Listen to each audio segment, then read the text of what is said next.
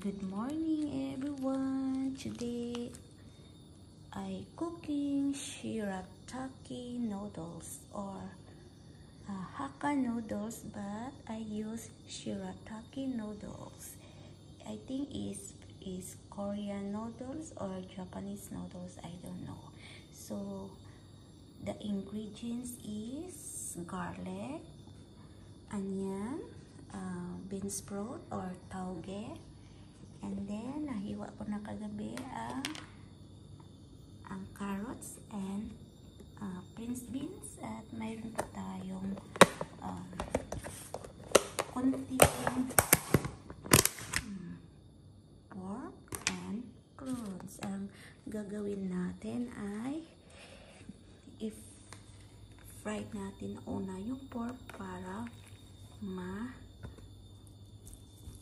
parang magkulay red siya o pula-pula para masarap tingnan, at isunod natin yung onion.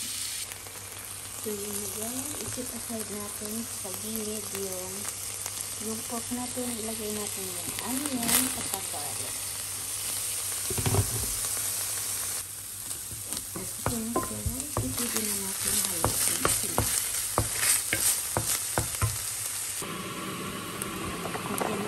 Ilagay na natin yung carrot. Ayan na guys. Ilagay natin yung prince beans. Lagyan ng half na pork cubes. And then light soya sauce. Lagay din natin yung konting corn. Lagyan natin ng black sauce para may kulay. May konting kulay. Ayan. And then, konting tubig. At haluin natin.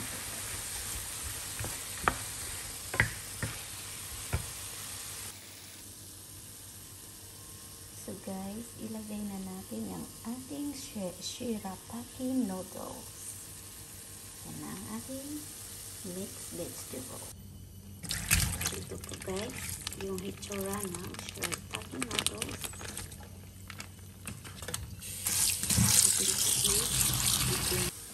At ito na, ilagay na natin.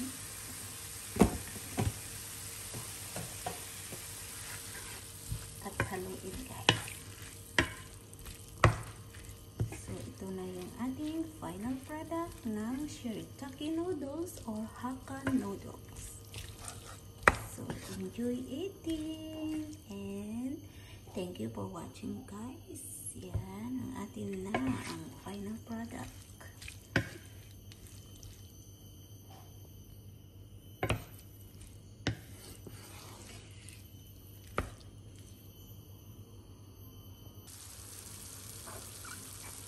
So guys, lagyan po natin ng bean sprout or tauge.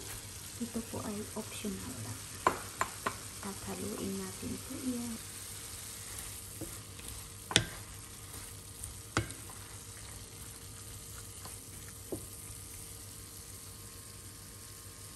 Yan guys, kain na tayo.